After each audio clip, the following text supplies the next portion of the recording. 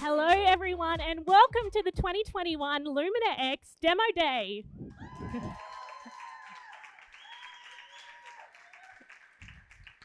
My name is Ariana Margetts and I work right here at Cohort Innovation Space, and it is my absolute pleasure to welcome you to the Gold Coast Health and Knowledge Precinct tonight to help celebrate the end of this Accelerator. And later on we're going to hear from 10 fantastic startups who have been working really hard over the last couple of months. On behalf of Cohort, I would like to recognise the Kumameri mob of the Yukambeh speaking language group, who are the traditional owners of the land where we are tonight. And we recognise that these lands have always been lands of teaching, of learning and of innovation. We extend that respect to Aboriginal and Torres Strait Islanders who are joining us here tonight, and those who are watching from across the nation on the live stream. In case of an emergency, we have 27 doctors here tonight, so just turn to your left or your right. You should be fine. Head about 100 metres west to the Gold Coast University Hospital. They're pretty busy. It's the busiest emergency department in the country, but tell them we sent you. They should be able to fit you in. Good referral. Bathrooms, hand washing facilities, which are very important, are just behind this media wall here out the door.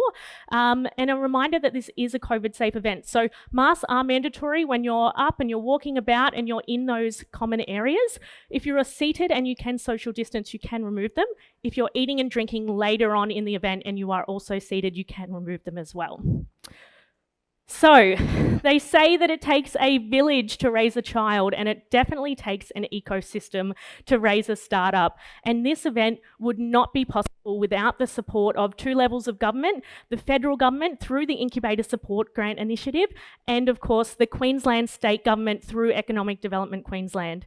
Our two program partners, the Queensland AI Hub and IntelliHQ, over 26 industry partners and 50 mentors and coaches. Please join me in giving them a collective round of applause.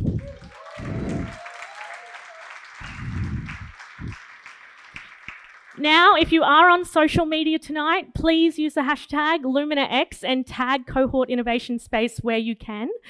And next up, I have the pleasure of welcoming somebody who has been a long-term supporter of Cohort, a long-term supporter of innovation and science on the Gold Coast, and somebody who is no stranger to this venue. So first came here in May 2019 to open Cohort, back again in November to open Griffith Innovation Space, back again in May 2020 to open our science labs, again later that year to open an extension, and is now here tonight to help us celebrate this event. So please help me welcome Minister for the Environment and the Great Barrier Reef, Minister for Science and Youth Affairs, Member for Gavin, the Honourable Miss Megan Scantlin.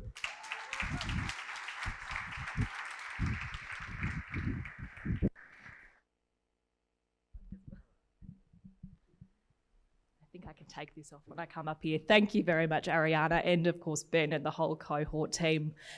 This is very cool. I was not expecting to come to a venue like this evening, so thank you so much for having us here.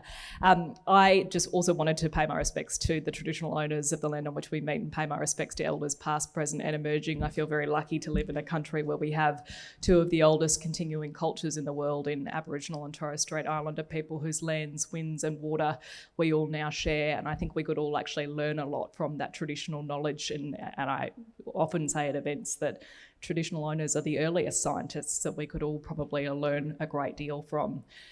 It is wonderful to be here today, and it's grown so much. Every time I come here, I experience something different. So it is a great pleasure to be in a room full of people here this evening. People in Sydney and Victoria obviously don't have that privilege at the moment, so it is so good that we can actually join together to celebrate some really wonderful small business startups.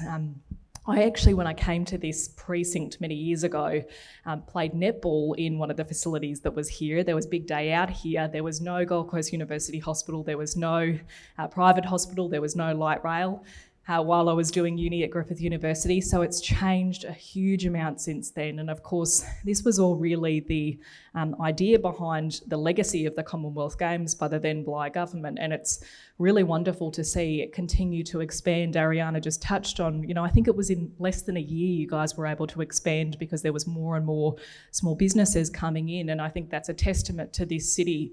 One of the big issues for a long time has been that we've been so reliant on, really important industries of tourism and hospitality, but for young Gold Coasters who want to look at other careers, and we know in STEM 75% of the new jobs that are created are in STEM, we really wanted to make sure we were creating those job opportunities right here on the Gold Coast, and that's what places like Cohort, the Gold Coast Health and Knowledge Precinct, are able to do. So a big congratulations to everyone who's been a part of that journey, and a big congratulations to the 10 businesses who have been a part of this 14-week program. I hope it wasn't too grueling. We really look forward to listening to your pitches this evening. Best of luck to all of you, and congratulations. Thanks for having me.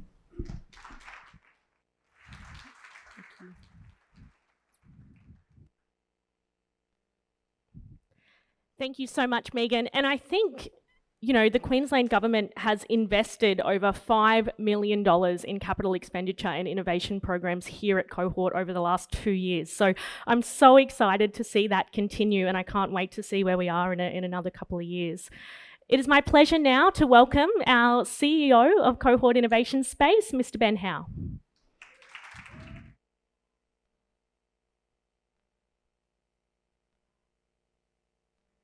Hello, can I get a hell yeah? Oh, this is the biggest crowd I've ever spoken to, so why not?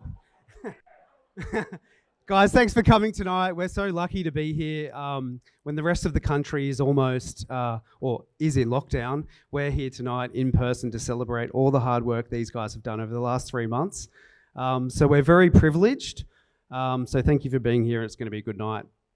The last 3 months has been an amazing experience for me.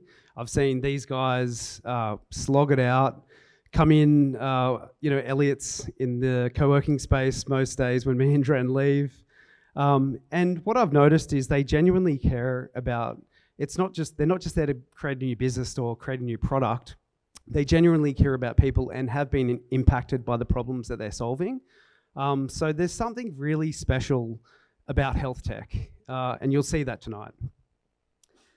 Health is hard, we know this. It's complicated. There's lots of systems. It's a safety sort of system wrapped in a bureaucratical government. So there's lots of checks and balances. It's really, really hard to innovate. And so creating a startup is really brave. So we need to take our hats off to these guys and scream between every pitch because they deserve it. They've worked really hard. It's often said that software is eating the world, and I don't think it's true. It is true, but you know what? HealthTech is in its infancy, and tonight we're going to see some of the amazing technologies that Queenslanders are putting together and they're going to be innovating in the next generation. So that's why we created LuminaX. We got 30 of the brightest minds in Queensland to surround these guys. We got 8 clinicians from the Gold Coast University Hospital to help them. We've got some of the best industry minds. So we've got guys like Vu Tran, who I think he's just got listed as $1 billion company. Those guys were coming in, spending half a day, a full day, and really spending a lot of time. So that was invaluable. And I think that's what's great about the program. The other thing is that's not me, by the way. Someone said, "Is that you in a suit?" No, this is from the 90s. It's a movie from the 90s. We've got $5 billion worth of infrastructure here. We've got 2 hospitals. We've got uni and stuff. It's like the Institute of Glycomics with 200 scientists who are solving small problems like malaria. So we've got a lot at our doorstep. And the idea is to basically bring in entrepreneurs and utilize all the things we have in this precinct. It's an advantage we have on the Gold Coast, and we don't celebrate it enough. So LuminaX was created. We've got 10 startups, 17 founders, and 40% of those were women. So I'm really proud of that stat. It's something that we really want to focus on. It's a problem we've identified since starting cohort in 2019, and it's something we want to implement in all the programs we develop coming up. We had 30 industry workshops and over 400 hours of coaching. So you'll see the benefits of that tonight. And the result of that, we've almost raised almost $1 million through this program. Give that a clap. And the guys have earmarked, they've got almost another $5 million to help them commercialize their startups over the next 6 months. So I think that's pretty cool. And this is who you'll see tonight. They're just solving, the small problems of mental health and oncology and outpatient care and disability. So, yeah, I think there's gonna be a few tears shed and a lot of cheers. So, what we're gonna do? We've got 10 times 3-minute pitches. Then we're gonna go to a coach's question, and then we're gonna finish with a lot of beer. So, without any further ado, it's my great pleasure to welcome the first startup tonight. It's Able Digital Wellness and Scott Chapman.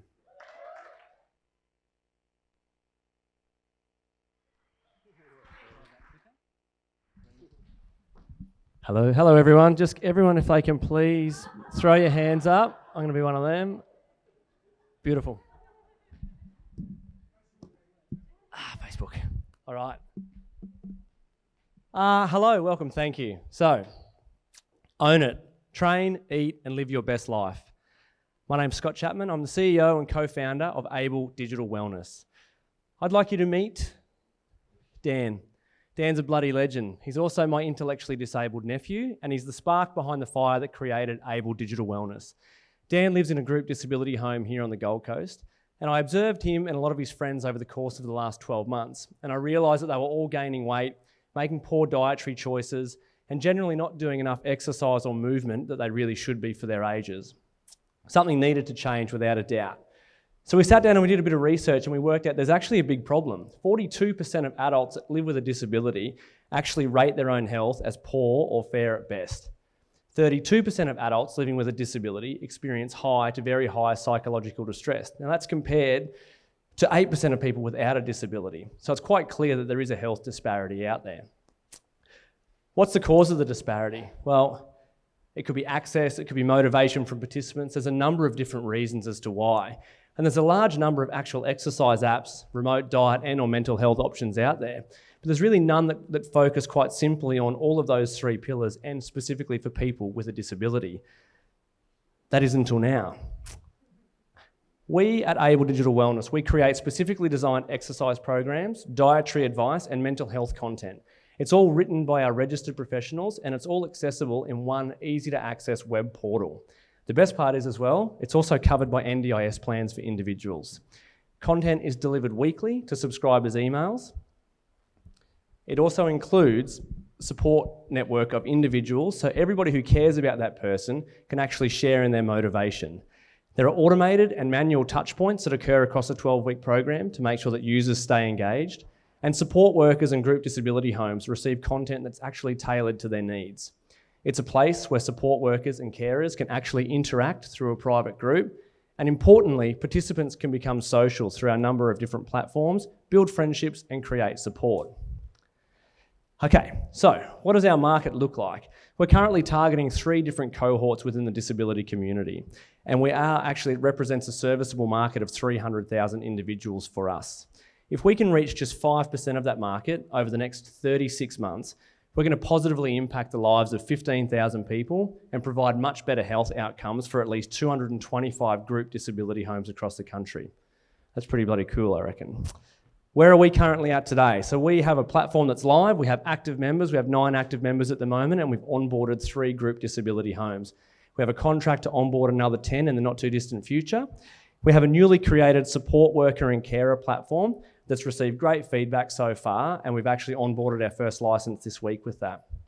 Our engagement is high, we have 0% churn at this point in time, and our videos have an 80% watch-through rate.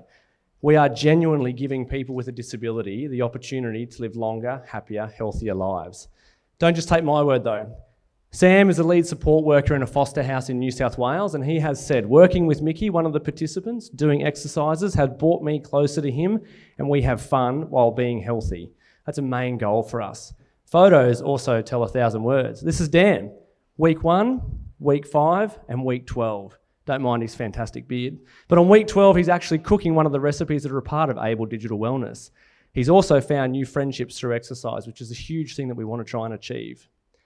So what about competition? So there's many competitors out there in a lot of different markets, and a lot of people focus on individual pillars within the wellness community. And what we want to do is make sure that we are focusing on all pillars, and again, for people with a disability. We're also digital and we're accessible 24/7. That is what makes us truly unique. People have said that obviously allied health workers and things like that are our competition, but we see ourselves as a support network to the fantastic work that they're already doing. So who are we? I'm Scott. I've spent 5 years on the board of one of Australia's largest child protection organisations, and I've had 15 years in media. Tim Black, who is up the back here, has had 21 years in multimedia as a designer and 9 years as an agency owner, and you'll not find a more genuine and enthusiastic person if you tried. Tyler Murphy is also up the back. Tyler has done 16 years volunteering in the disability space, and he owns a support worker organisation on the Gold Coast. His passion for providing mateship, not paid care for participants, is nothing short of inspirational. And the most happy, positively motivating person in the world, Matt Price, is also here. Matty owns Price Fitness, which is a training facility, and he's also a registered strength and conditioning coach. He writes our programming. What are we here for tonight? Ladies and gentlemen, we're looking for partners who can help us bridge the gap between people living with and people living without a disability. And if any one of you is that person, we would love nothing more than to chat with you later tonight.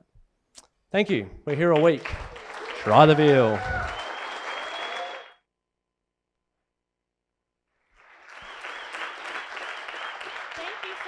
Scott, how good was that? Well, First pitch, first came off the rank. I'm here with Jason Atkins, who is one of our coaches for the program and the CEO of Cake Equity, who's going to ask Scott a question. Hey Scott, great job mate. Jay, awesome working with you throughout the program. What does the next 12 months look like for Able?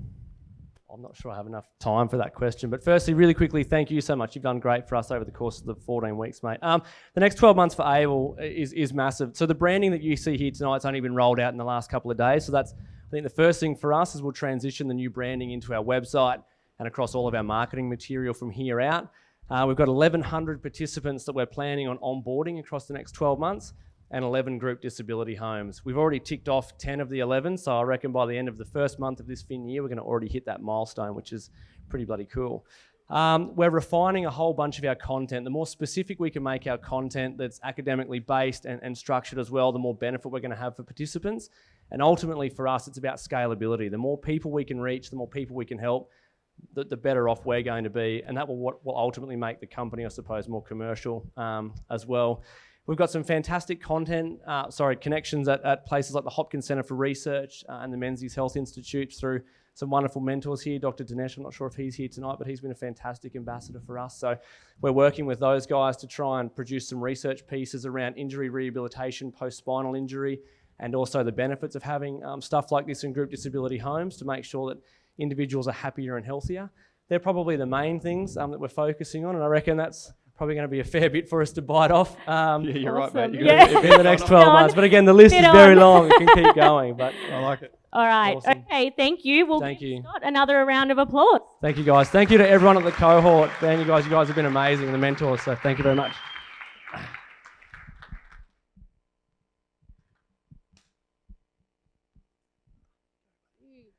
We are going to go into our next pitch today, which is Ali Stokes from Beyond the Clinic.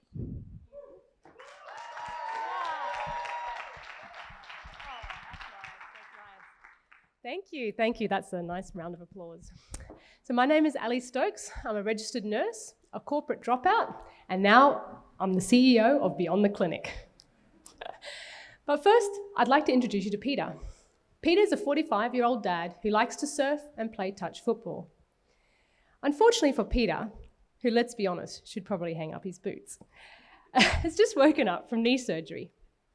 On discharge, he's given photocopied instructions and booked for an appointment in 6 weeks for a follow-up. Now, meet Dr. Jason Sung, a busy orthopedic surgeon It's Wednesday, consult day. And Jason has 30 patients booked on his list, some pre-op and some post-op, but all requiring his time and attention. Jason does his best at trying to provide everyone with enough information and support and care. But there's a problem. Peter is left feeling rushed and confused through the surgical process. The photocopied instructions aren't engaging, interactive, and they eventually get lost. He's not particularly confident that he prepared well for the surgery, and even less confident that he's recovering. Dr. Sung has no idea if Peter even read the instructions and has no way of monitoring his recovery process. Put simply, care beyond the clinic is vital, but almost impossible to monitor and effectively manage. This is the reality for Dr. Jason Sung and I, as we manage almost 11,000 patients each year in a busy orthopedic practice right here on the Gold Coast. Now I'd like to introduce you to Beyond the Clinic, a digital platform designed for clinical efficiency, powered by doctor-patient engagement across the entire care pathway. Our software enables surgeons to be able to provide care outside the clinic. Our easy-to-use automated protocols enable notifications, feedback, and follow-up points through a simple-to-use patient app. Once a patient has been booked for surgery, the protocol will be triggered and the patient will start receiving information and instructions pre- and post-operation. Their data points are then translated into analytics for the surgeon and their care team to be able to track and monitor the patient's progress. Now, when we consider that there's 2.3 million elective surgeries that happen across Australia annually, I'm convinced there's many more patients out there like Peter who are feeling rushed and confused through the surgical process. Our software has been built on the back of two very successful pilots run in New South Wales Health that received ministry recognition for delivering value-based healthcare. It's our intention to run the first pilot in orthopedics before scaling it across multiple surgical specialties. Meet our team behind Beyond the Clinic, with years of clinical and commercial expertise in delivering healthcare. In addition, we have built a clinical advisory board to ensure that our product has market relevance. With our MVP launch set to start trial at the end of August, we're looking to build relationships with clinical partners, health tech advisors, and investors interested in scaling this technology across multiple surgical specialties. The digital revolution has finally come to healthcare, and Beyond the Clinic is a part of it. Come join us on this journey. Thank you. How good was that? Oh. Right.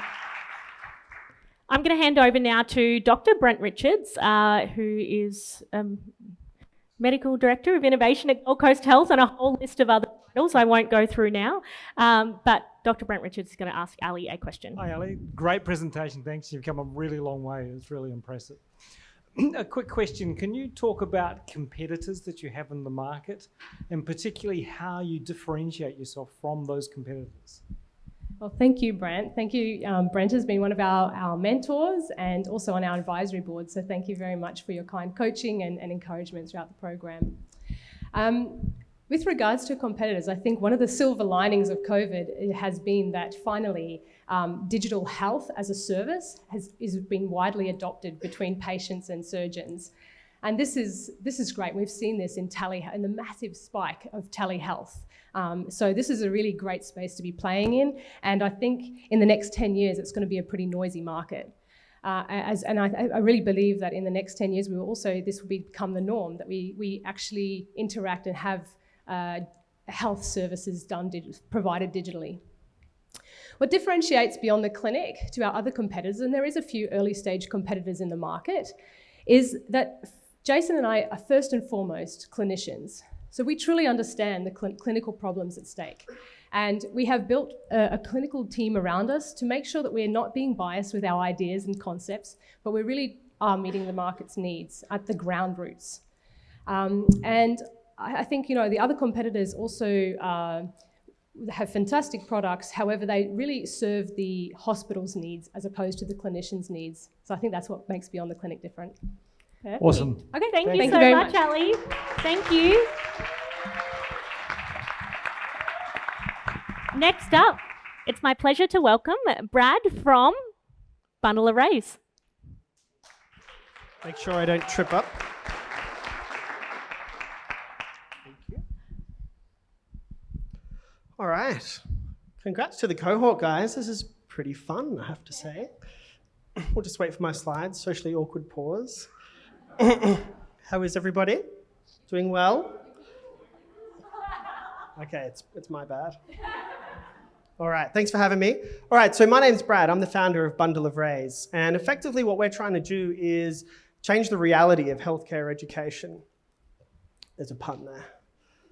So essentially, I don't know if you checked the news today, these poor premiers, today, a month ago, a year ago. The fact is, healthcare are tired, man. We're really stressed. There's a lot going on and day-to-day business is dropping away because there's a lot of other requirements that we have to meet. And if we want to train and progress, we have to invest. We have to look at how we can be more efficient. We have to focus on performance. Alongside that, if you have a look at the virtual reality market, in the last year, it grew 78%, which is $14 billion in 1 year. So this is where we see the opportunity with Bundle of Rays. It's healthcare, virtual reality. So we're building a virtual reality platform, and essentially we're shaking the tree of e-learning.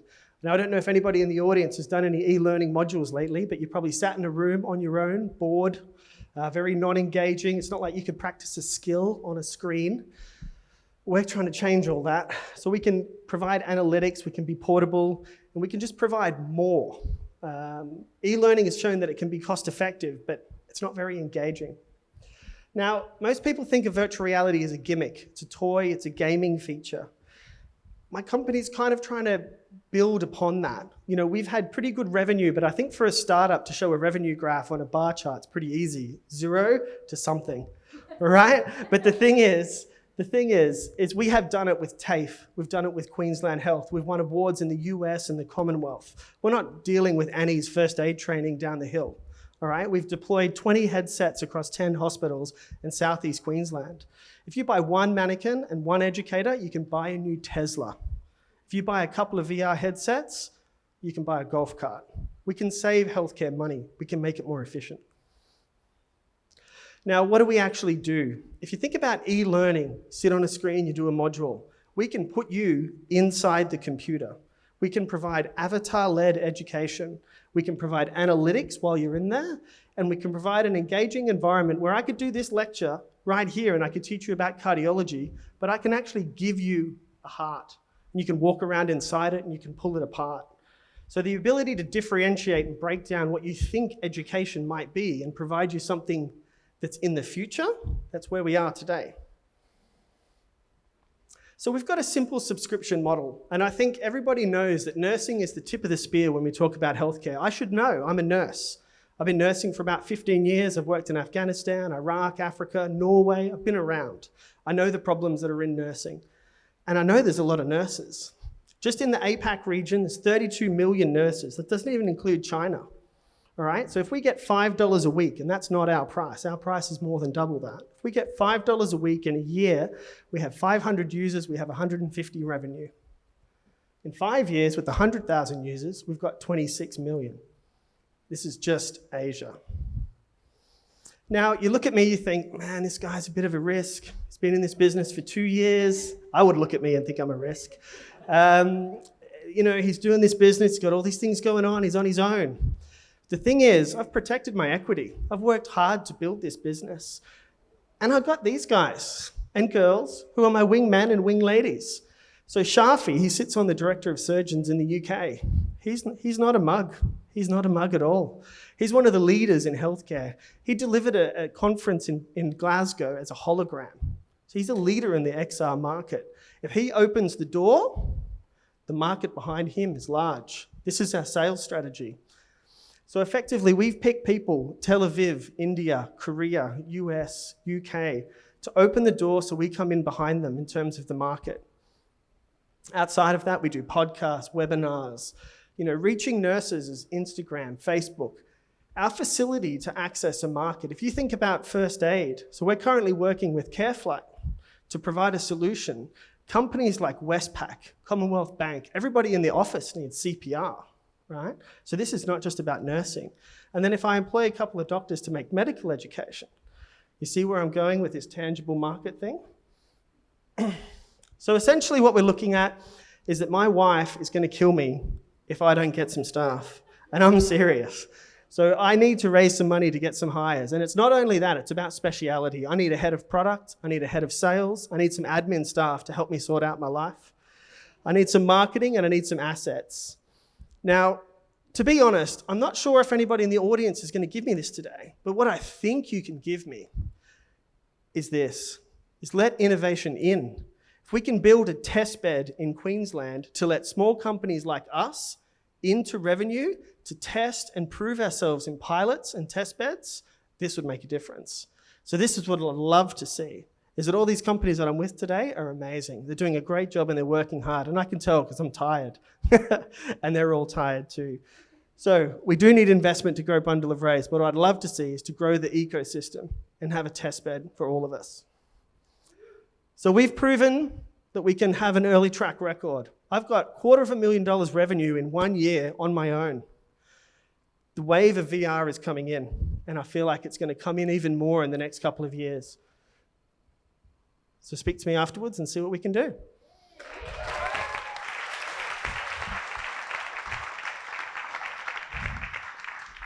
That was awesome. Thanks so much, you. Brad. No I'm worries. here with Paul McCarty, who is the CTO of his own startup, Secure Stack, but also one of the mentors of LuminaX. What's your question, Paul? Good work, buddy. Mr. Risky. Welcome to my world. There's several components to your company, right? What is your core value that you're giving to your business customers? So again, I think the core thing that we're producing is, if you think of e-learning, I think the e-learning industry in healthcare is worth about $300 billion annually. We're coming in and we can create modules that are synchronous, which is recorded, asynchronous, which is live, using VR, and completely change the e-learning industry. I could train plumbers from TAFE using the medium that we have. So it's not necessarily even about healthcare. So what we're doing is disrupting everything that you know about education. That's our ultimate goal. It's only a small goal. Awesome. Cool. Cool. Thank All you right. so much, Brad. Please Thanks. give him a round of applause. Next up, we have the founder of Comfort Quest, Taylor J. Hobbs.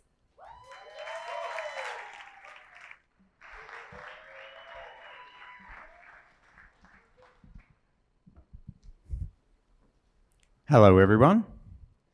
My name is Taylor Hobbs, and I'm actually quite anxious standing here in front of you all. This is very intimidating. There's lights, there's blurry faces, just like the photo here.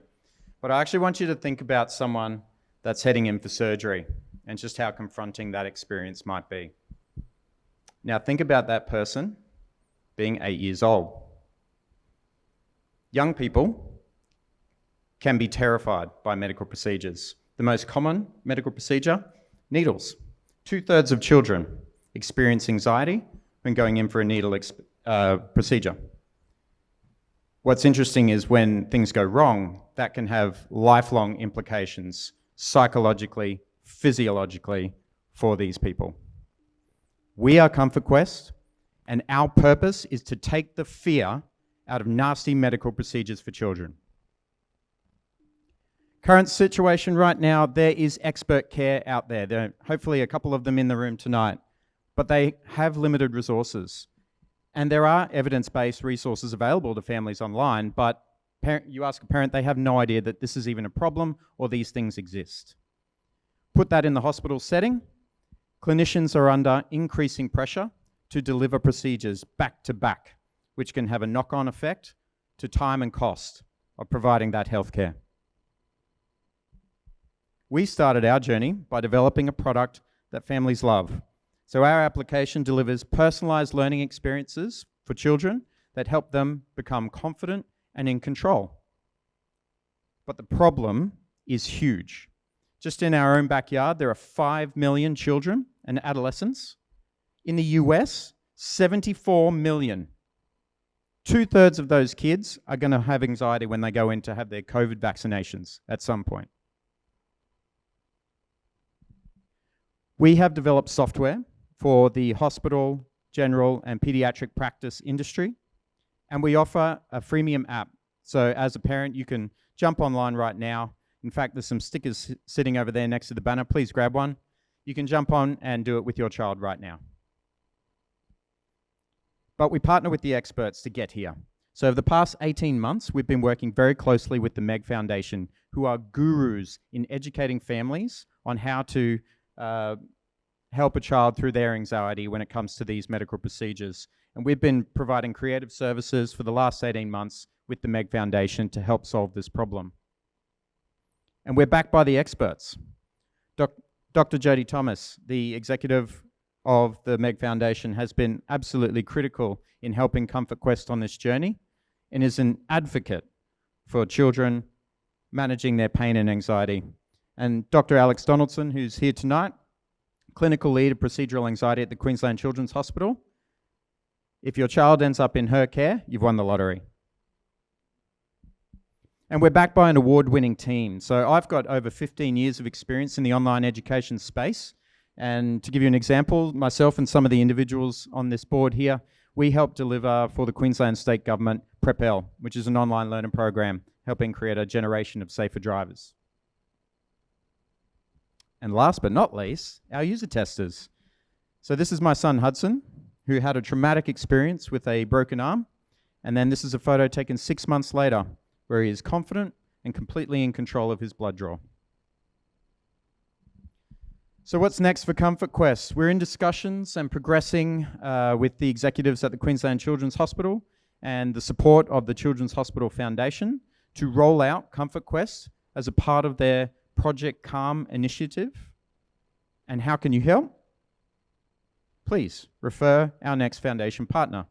So if you know someone in senior management in a hospital, general, pediatric practice, responsible for patient experience, please come and have a chat to me after the presentations. Or if you need a couple of days to think about it, sign up to our company updates. I'll send an email in a couple of days. You can respond to that, and we'll take the conversation from there. I'm Taylor from Comfort Quest. Thank you. Woohoo! Congratulations, Taylor. I really enjoyed your presentation. And as a mum who has had a child who's undergone a number of hospital interventions, I just wish that this had been around for some of those when I've been asked to hold my child down during procedures. So yeah, congratulations for putting together such an important contribution to helping to not just reduce anxiety in children, but also in parents. So my question is, how much is this actually costing hospitals right now?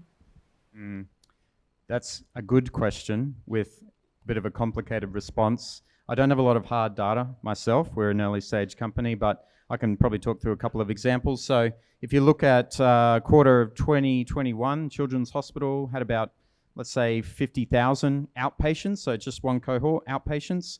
2/3 of those kids might experience anxiety. An average 15-minute wait, $40 an hour for a nursing salary. You're probably looking at wasting over $100,000 per month. And that's no medical staff.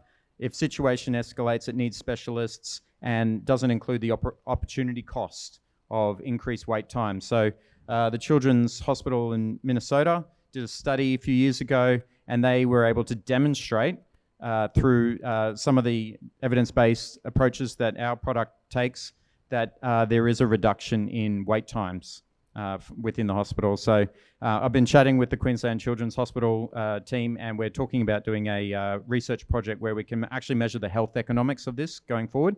So we have a plan to get some data and to be able to answer that question more confidently. Thank you. Awesome. Thank you. And thank you, Sue. Sue is the CEO. Oh, wait. So Sue is the CEO from the Queensland AI Hub, who have been one of our core program partners throughout the entire 14 weeks. So thank you so much. We're halfway. Can you believe it? This is the halfway mark. So next up, I have the pleasure of introducing Rachel Barrett, who will be representing Datawi.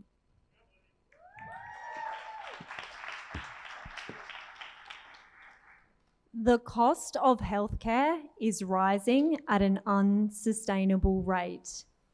Digital healthcare through AI has the power to improve efficiencies and improve patient outcomes.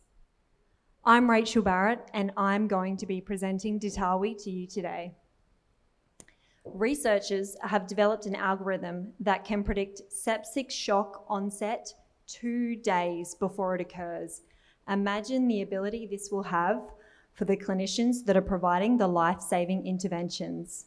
But imagine the impact this will have to the 11 million patients worldwide that die of septic shock. Why aren't Queensland implementing this already into their hospitals? An example of this is that we currently collect this data, and we do this through collecting a patient's blood pressure and ECG. We monitor their heart rate. We utilise this data in their clinical decision making and a monitoring of a patient in ICU.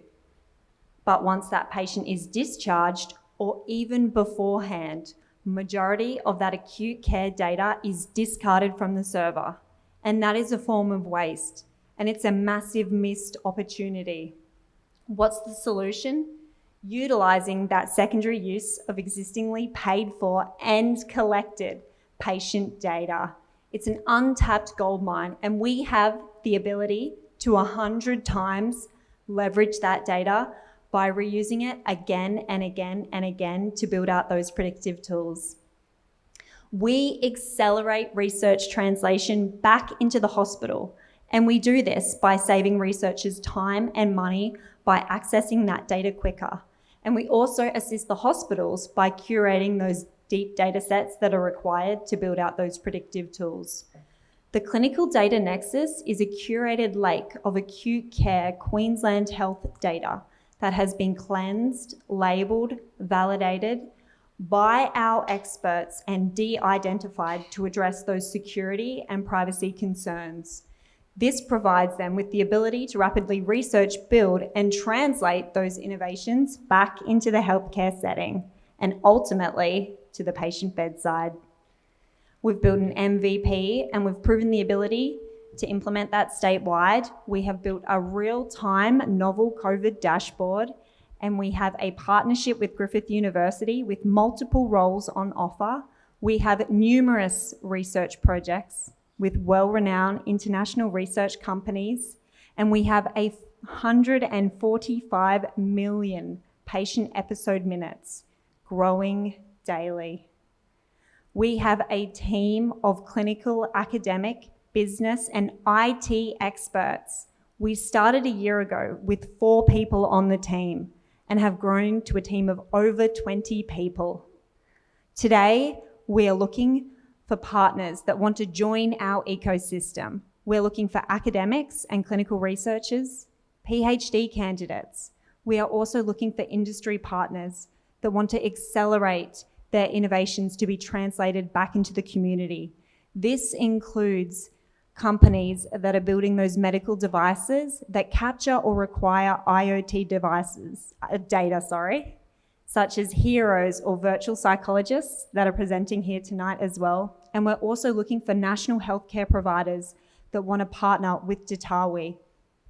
We have the ability to rapidly improve patient outcomes in ICU. Partner with us to make a difference. Thank you.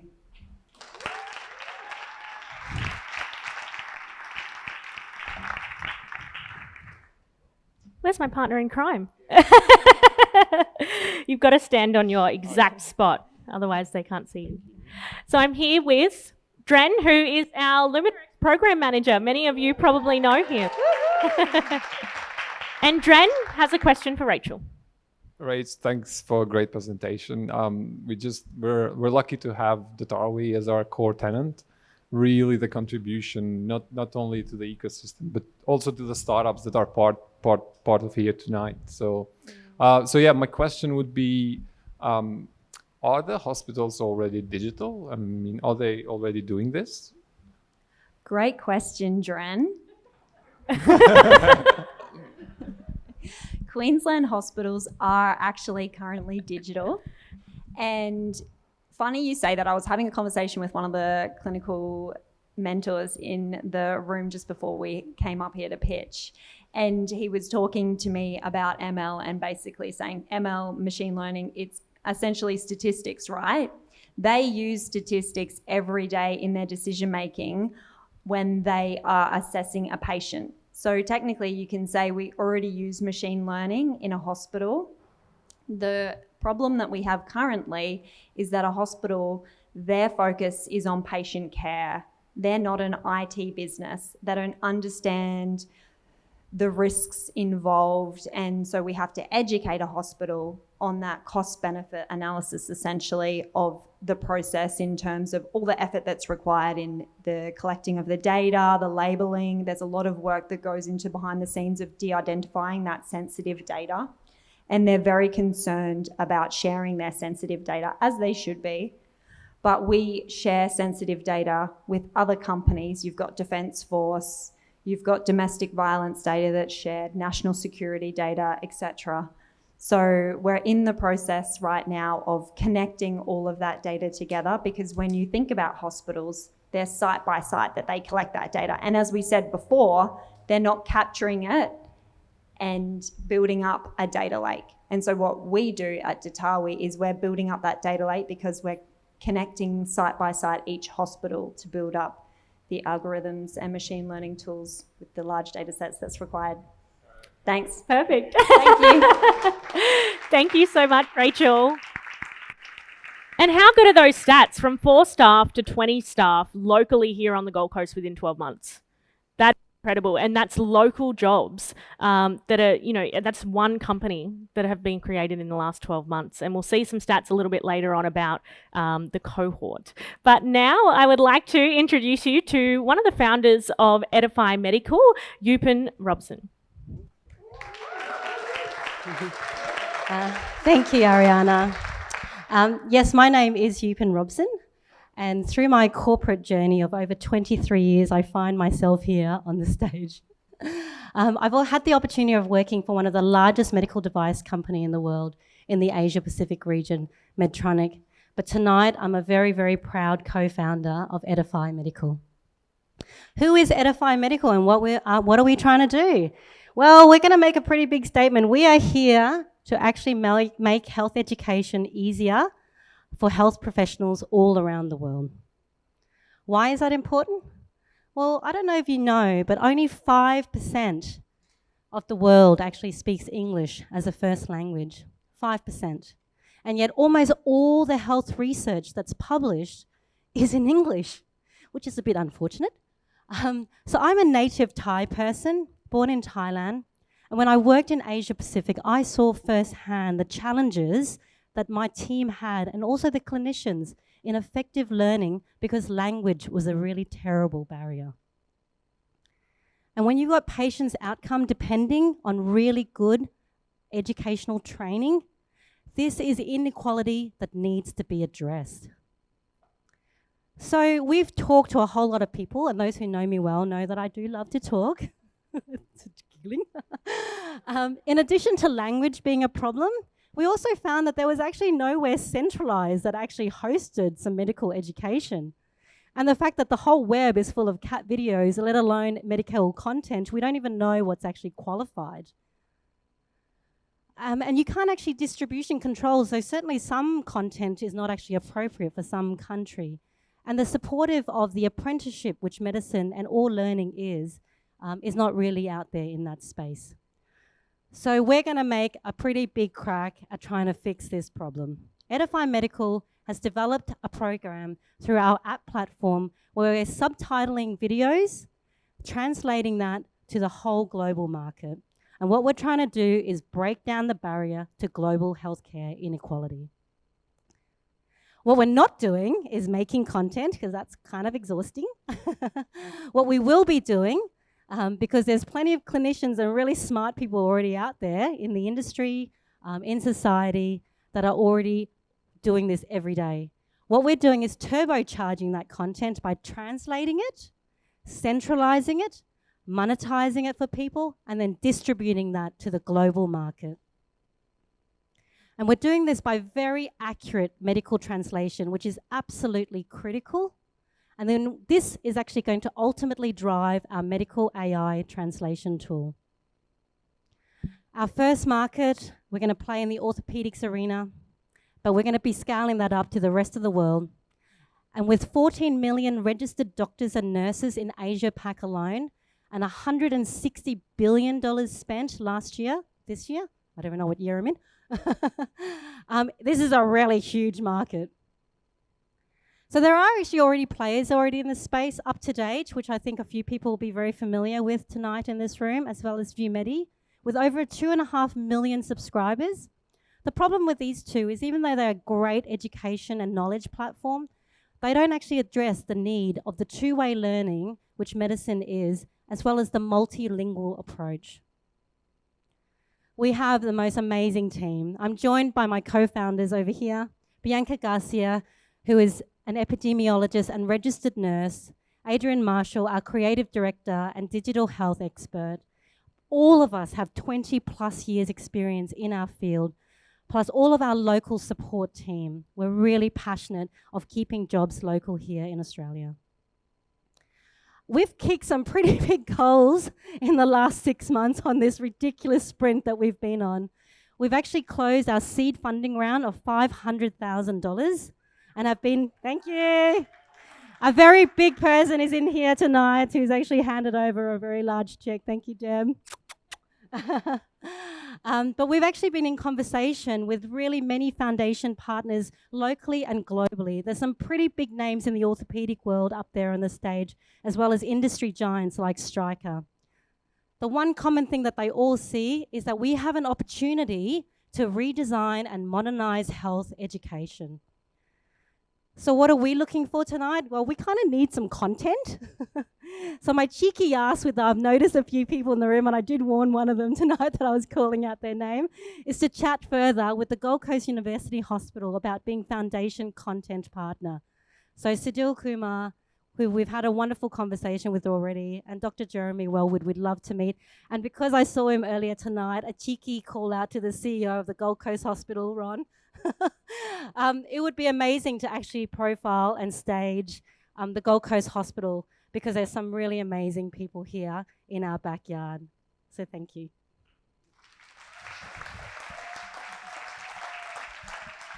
How good is that? Over $500,000 raised within the program. And as Ben mentioned earlier, that adds to the $1 million that the cohort have already raised before tonight, which is exceptional. Dren, what's your question? Well done, Yupin. My question is regarding content. How, because you haven't included and would love to learn more, how the content help really clinicians in the hospitals? Yeah. So one of the things that I've seen in 23 years in this industry is we all, like the doctors all love teaching each other. That's kind of what they do every day. They teach and they teach and they teach and they repeat themselves over and over and over again. But there are some really amazing people which only very few people have the opportunity to access that knowledge, whether they're physically in the same room as them or that they can actually be understood by those individuals. So for us, we really feel like we're going to actually give the opportunity for Australian talents a stage and a really big megaphone with a few different languages. So we're going with 9 Asia Pacific languages to start with. That's going to actually really stage us and confirm the talent here. So I really feel like we're not asking them to do anything different. We just want to put them on the camera and just capture what they do already every day. Thanks, Yupin. Thank you. Thank you. Awesome. So I have someone who has been ultra dedicated throughout this accelerator. We were pretty certain that we wanted to go ahead in person this year, and we had Athol apply from Mackay. He has been flying down here every fortnight to be part of this Accelerator program and to work locally. So we're, increasing the overnight visitor stays on the Gold Coast. It is my pleasure to introduce Athol Hahn, the founder of Forwards.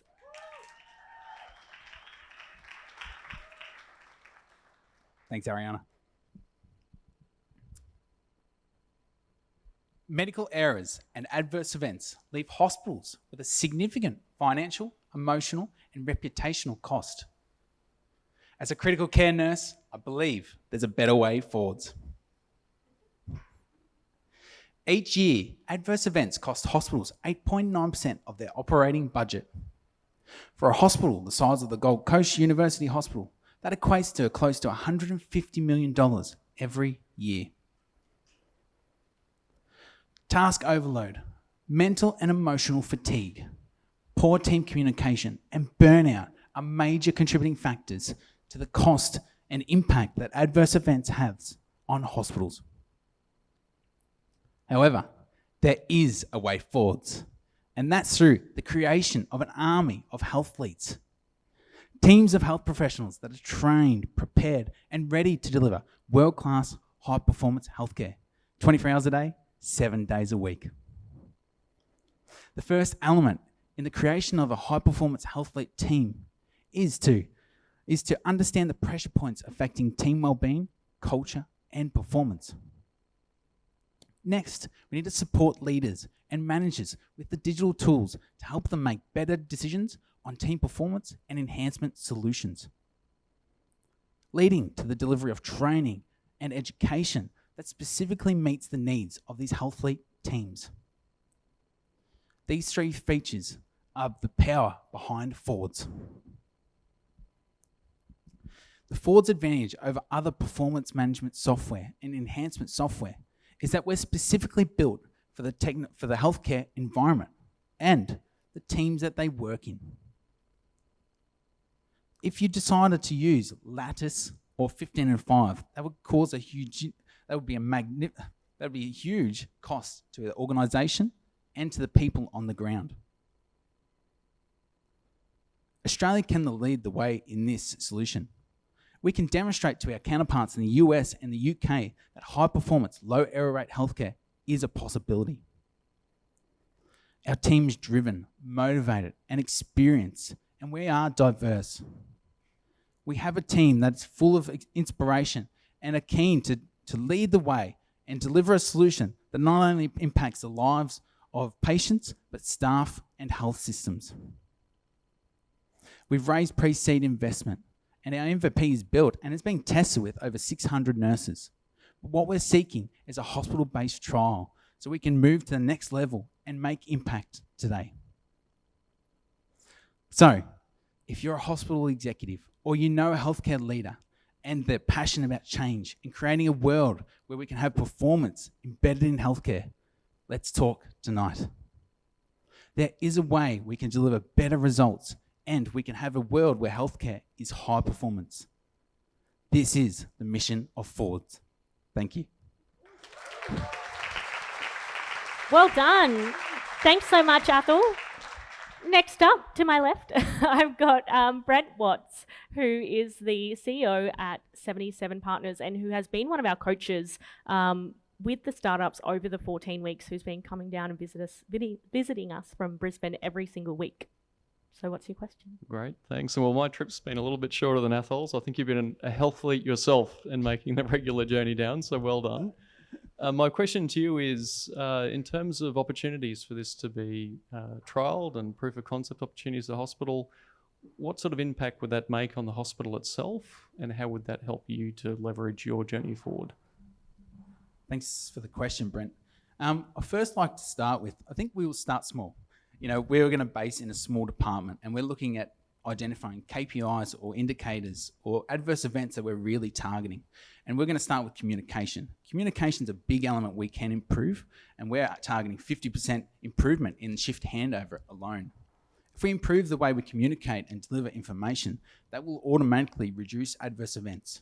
And, you know, we're bullish, but we're hoping for a 25% reduction in adverse events in a small department.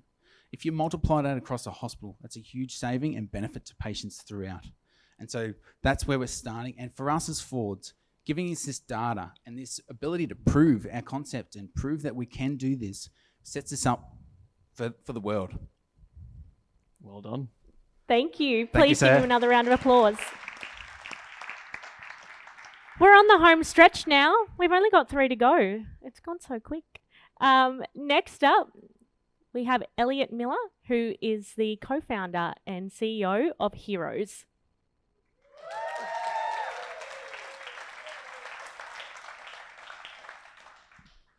Hi everyone, thank you for being here tonight. My name's Elliot and I'm the CEO at Heroes. At Heroes, we help those with hearing loss to new sound and confidence. Can you hear my voice now? Yeah. What about Mom's voice? Can you hear my voice? Yes.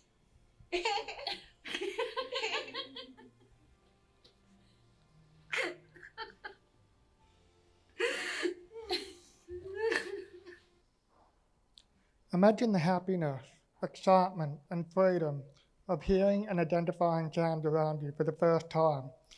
I'll always remember shortly after my implant, I was jogging down the street and I noticed a sound I couldn't identify. It wasn't until I got home later that day I realised it was the coins in my pocket. The hearing technologies are amazing, but it's really only the first part of the journey, because then you need to train your brain to adapt and interpret to your new way of hearing. It's like trying to drive a sports car when you don't have a license or you've never driven a car before. It's an estimated up to 50% of adult cochlear implant users are considered poor performers, with an estimated of more than 20% of hearing aid users just don't wear them. The World Health Organization estimates that 430 million people globally that can benefit from auditory training. Our market, the Western Pacific region, the Americas and Europe, will help bring the joys of hearing to over 250 million people. The social and economic cost for those with hearing loss is a significantly growing problem. In Australia, it's 41 billion a year, the US 270 billion, and 750 billion globally. More can be done for patient care and education for those with hearing loss. We've got a solution. It's called Heroes, which allows you to track, adapt, and empower your hearing. It contains key modules and gamified activities. It's like Duolingo, but for auditory training. The recipient can then share their progress with their clinician to maximize outcomes together, anywhere, anytime. We've had some incredible traction over the last month, with over 1,000 unique monthly active users, growing at 11%. The activities have been played over 30,000 times, with a 20-minute daily average session. That's incredible replay value, which is exactly what training is all about. We've also had a lot of interest with clinicians and organisations, with over 48 signing up since March across non-for-profit, for-profit and government. The latter, Queensland Health, who we did a very successful proof of concept with, ended up paying $92,000 for 25 licenses. Our early feedback is incredible in how we're able to accelerate the joys of hearing, with one user citing her ability to understand speech went from 0 to 96% in just 6 months. To put this in perspective, it can take 2 years or more when using other methods of auditory training. We've also evaluated the competitors, and they don't address the problem overall of a data-driven and engaging approach. We have a very exciting roadmap ahead, now focusing on B2C end-user market, followed by regulations, and then B2B development before heading into medical commercialization.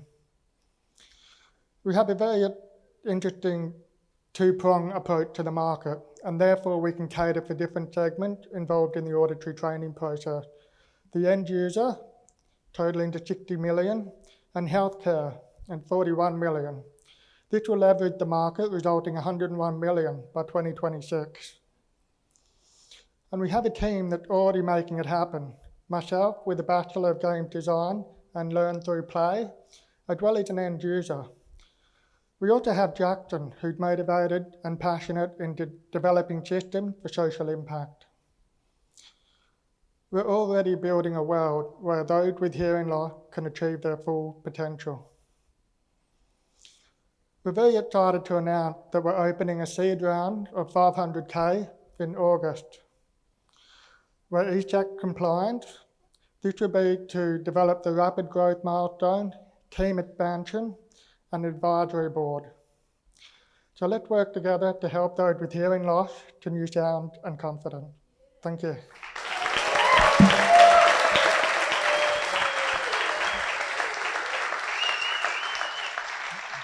Thank you, Elliot. Now I'm joined by Dr. Stephanie Chausis from the Queensland AI Hub, who has also been with us for the 14 weeks working with the startups. Stephanie, what's your question? Well, before I ask you my question, I have to say thank you for that amazing pitch. I don't think I've heard so many people cry during a pitch. Don't be discouraged. That just speaks to how inspiring the solution that you're presenting is and how meaningful it is. And I think that all of us who've been working with you at the Accelerator have noticed that your dedication, to solving this problem, and that's how touching it is. And, your engagement in the program has really demonstrated that. So thank you. My question is, I know that your solution can work across different devices, so cochlear implant and hearing aids, but how does it work across different demographics and different users? That's a very good question, thank you. So originally it was developed to help myself learn new sound. So when I received my implant, I was given a CD, and the only way I could do auditory training was in the car. And so I developed a couple of activities I did for myself. And then we found that the interesting thing is that the clinician shared it with her clients. And we found that it was such a broad demographic, from parents with their kids all the way up to 70, 80, 90-year-olds. And the learning behind that was that we all learn sound in a very similar way, regardless of the stage we're at and our age. The other fascinating thing is, around the world, we also learn sound in very similar ways. There's always that key milestone. And so we've really built that learning into Heroes to develop it as a universal solution. Thank you. Thank you. Thank you, Elliot.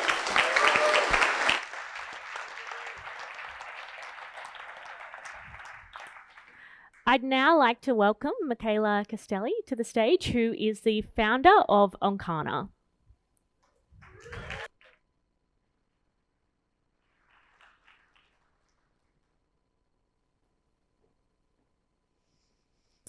Good evening, everyone. My name's Michaela, and I'm the founder of Oncana. We help people explore what it means to live well with and beyond cancer. There's not much harder in life than hearing those three dreaded words: you have cancer. Not much harder than long, lonely hospital stays or grueling rounds of chemo. But do you know what's harder than that? Life after cancer. 92% of people say that life after cancer is harder than treatment. And right now, there are more than 1 million Australians living with cancer. And for many of them, cancer is no longer a life-limiting illness, but a lifelong chronic condition. In this lucky country, we've become experts at treating the disease. But treatment for cancer means more than just medicine, because patients are people too.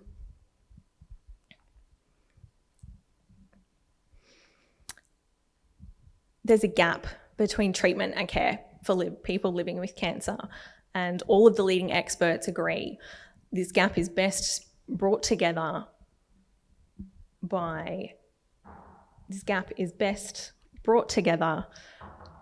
and chemo brain is a real thing.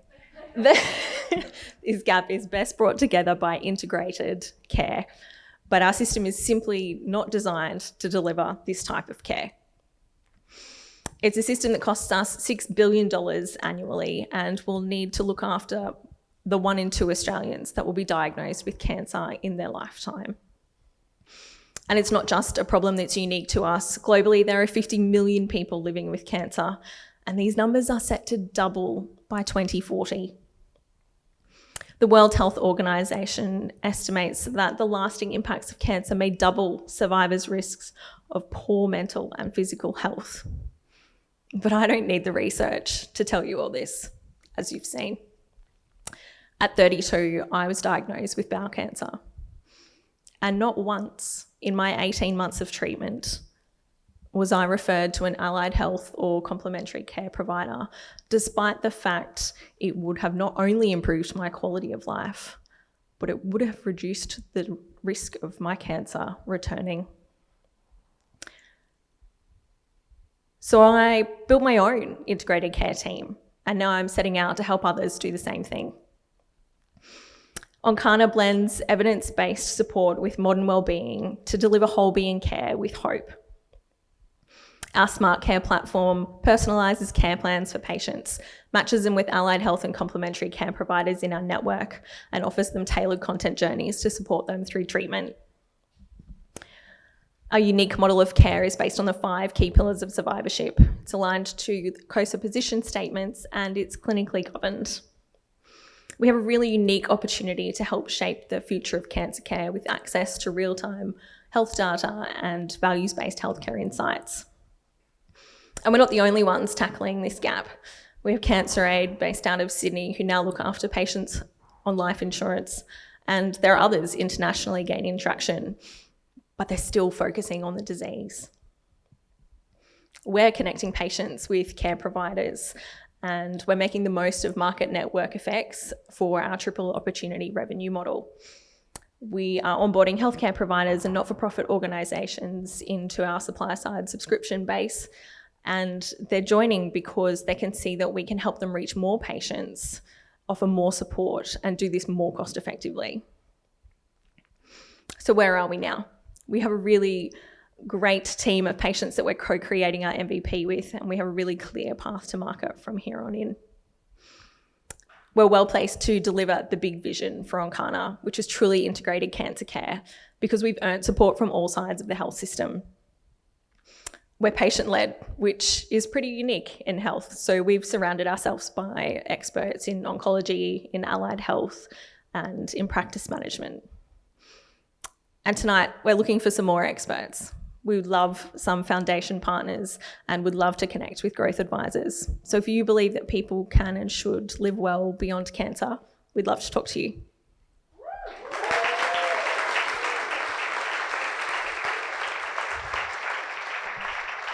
Thank you. We're saving all the, the crying ones to the end.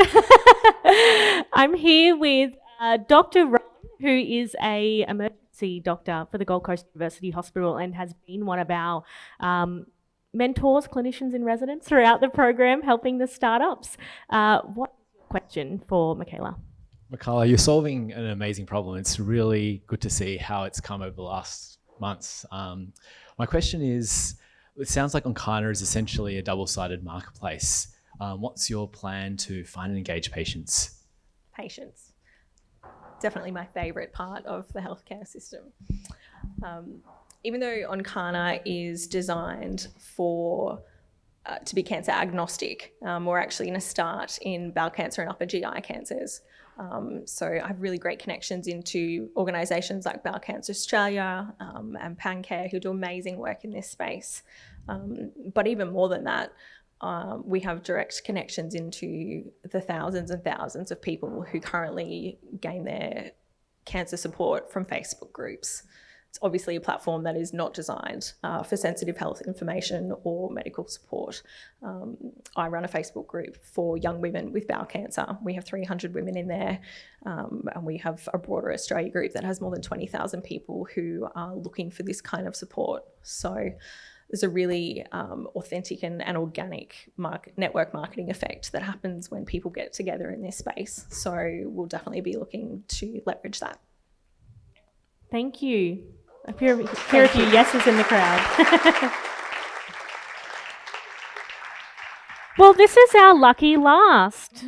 This is the last one, number 10. We've kind of, gone through them so quickly. It's sad to be at the end, but I'm really excited to welcome Dervla, who is the founder of Virtual Psychologist. So please join me in making her welcome.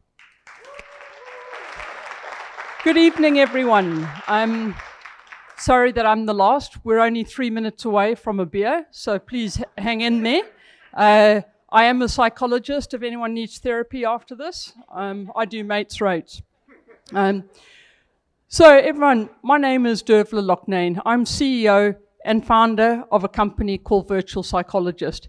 And we provide text counseling services via SMS, Facebook Messenger, WhatsApp to those people that find phone and face-to-face services too confronting, too embarrassing, inconvenient, or in the rural and remote areas, simply unavailable.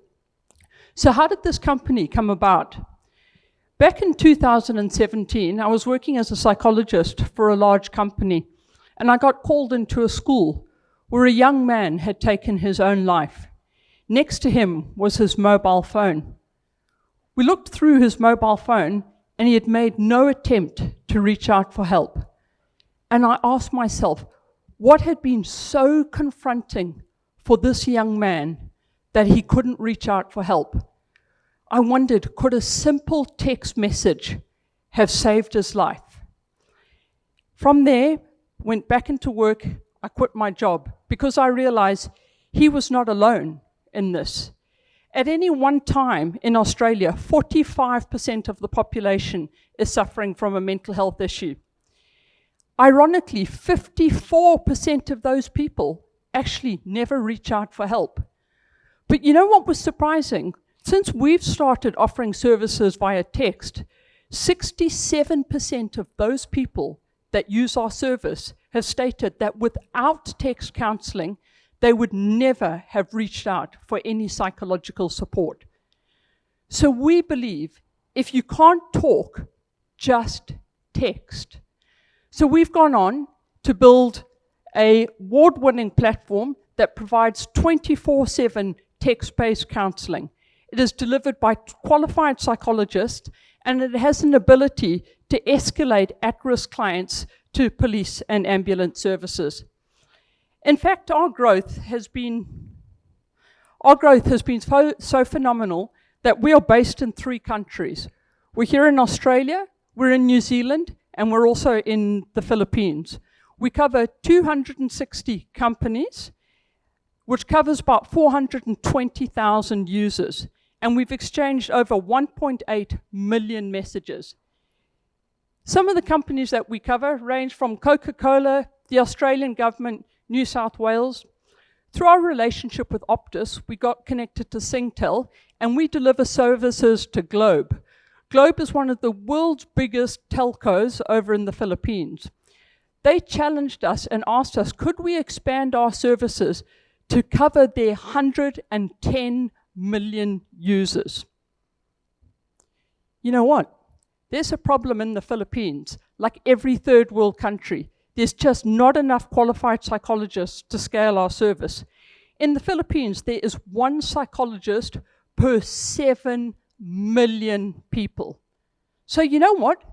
We innovated again, and we created Kwame. Kwame is a virtual assistant that enables basic trained staff to provide clinical grade counseling powered by virtual psychologists and AI.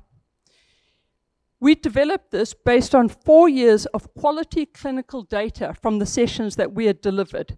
And what it does, it prompts and guides basic trained counselors to help diagnose stress, anxiety, and depression.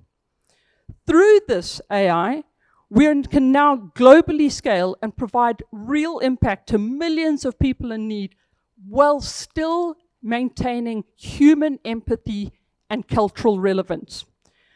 So, back to our opportunity with Globe and the 110 million users. If we only captured 3% of that market and charged them the rate that we are currently charging in the Philippines, we would have a potential revenue of $132 million. We've got a really strong team in helping us get there.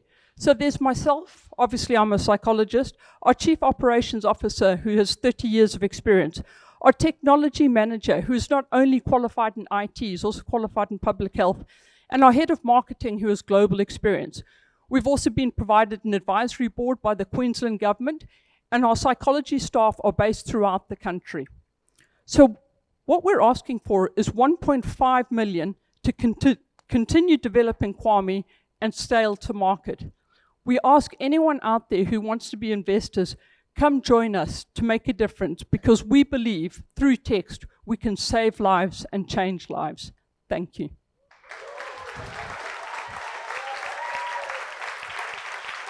Thank you, Dervla. Now I'm joined here with, you can have that mic, I'm joined here with Dr. Kelvin Ross, who again is one of those people with a long list of titles, but we know him as the Director of IntelliHQ and one of the Queensland AI Hub directors.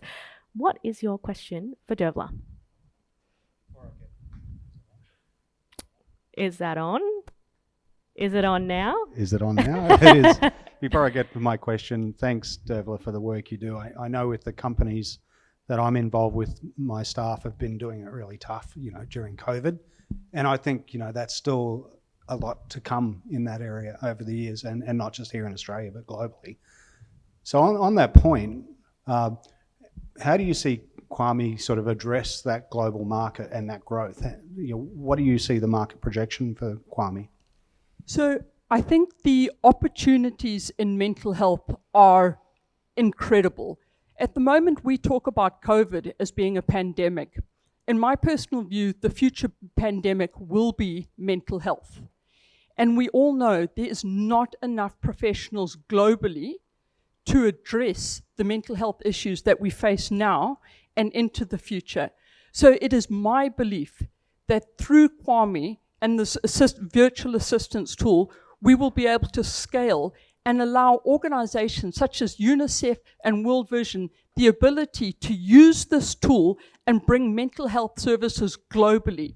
As you can tell, I'm from Zimbabwe, and I believe everyone has the right to mental health services. So I believe this is a global product, and with COVID, we've got a lot of potential moving forward. Absolutely. Thank you, Dervla, and thank you, Kelvin. I'm now going to throw back to the stage to Dren, who is our program manager, who's going to wrap up this evening before we get on to our beers, networking, and food. Over to you. I feel like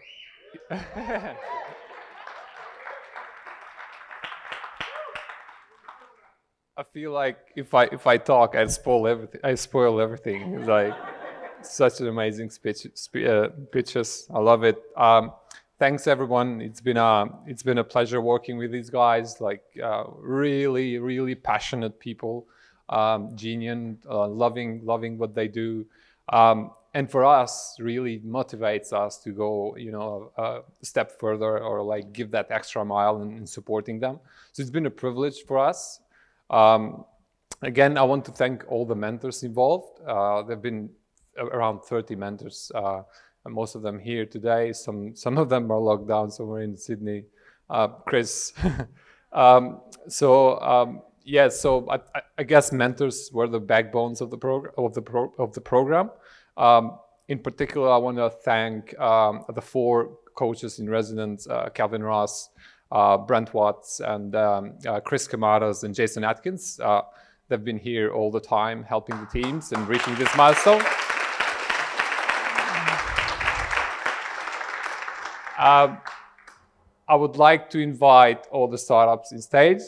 We have 2 prizes, and the first prize is the Queensland AI Hub, which is a full membership. So I'll invite the Queensland AI Hub team, Steph and Sue, to come on stage and give the prize to the AI prize. The second prize is the main award. So it's called the LuminaX Founder 2021 Award. So that's That includes the marketing, a marketing budget of values of $20,000 with Gorilla, one of the best marketing companies in Australia, including 1 year full membership with Cohort. So we want to continue support their growth, not just the space, but continue with the mentoring and everything. Here's the prize for you. Thanks. When you say AI prize, it sounds a bit intimidating. We're not going to give you any AI or anything. We're going to put a chip in your brain. So yeah, what we're awarding one of the startups is just 1 year access to the AI Hub. We can give them co-working space and access to our experts in residence. It was very hard to choose someone because obviously all the startups have done an amazing job. So we sort of weighed up a number of factors of who we thought would benefit most from that award. So we would like to award Taylor Hobbs from Comfort Quest with 1 year. Well done. Thank you. Thank you. So now I'll invite Rob from the director of Gorilla to give the founder, the LuminaX founder 2021 prize. Ooh. Do I have to say it, right? Thanks to all you guys. You're all amazing for doing what you're doing, and thanks, Ben, for involving Gorilla in this program. So the winner, long pause, is Elliot from Heroes. Congratulations. Look forward to being part of your journey.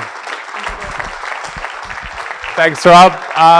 So Elliot, including one year with us, we're not leaving you. So, and a speech. Thank you. Wow. Yeah, I just want to say thank you to everybody, especially Dran, Ben, Janine, and Andrea, not only for the LuminaX program, but also establishing Cohort and all the people behind helping Cohort what it is today, because it's a great space for innovation, and it's very inspiring to see that here on the Gold Coast. The other, I'd like to say thanks to all the teams in the Cohort. It's been very motivating watching everybody and overcoming all these challenges. And so it's been a great experience. I also want to thank the audience in being here tonight. And I think it's a reminder that I guess everybody coming together in big and small ways to really help each other out and really drive innovation. And so thank you. Well done. I'll just finish that right now and say you can't top Elliot. And tonight is a celebration, so masks on, everyone. There's government people in the crowd. But these guys have given a stellar effort over 3 months, so we just want to celebrate that as best we can. And I think restrictions are getting worse at 9 o'clock tomorrow, so let's party while we can. Well done to everyone. Give them a round of applause.